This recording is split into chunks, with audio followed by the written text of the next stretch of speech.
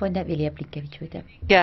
Europos parlamente mes nekartą raginome komisiją ir tarybą atkreipti dėmesį ir imtis priemonių dėl darbo vietų be garantijų plitimo.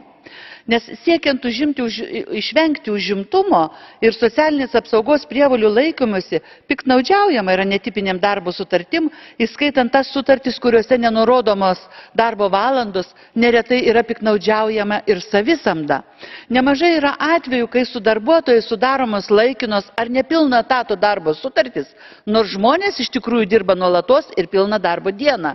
Deja, tokio tipo darbus dirbantis darbuotojai yra labiausiai pažeidžiami, lengviausiai praranda darbus ir jiems nėra užtikrinamos socialinės garantijos.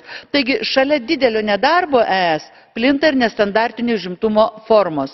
Todėl klausiu jūsų, gerbiamas komisarė, ar nereikėtų kuo skubiau imtis veiksmų šioje srityje ir inicijuoti konsultacijas dėl galimo Europinio teisės akto dėl netipinio užimtumo formų ir sutarčių, nes tik taip mes galėsim pažaboti darbą be garantijų.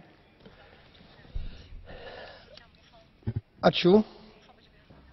Депутат Андрей Новаков. One minute, please. Благодаря ви, господин председател.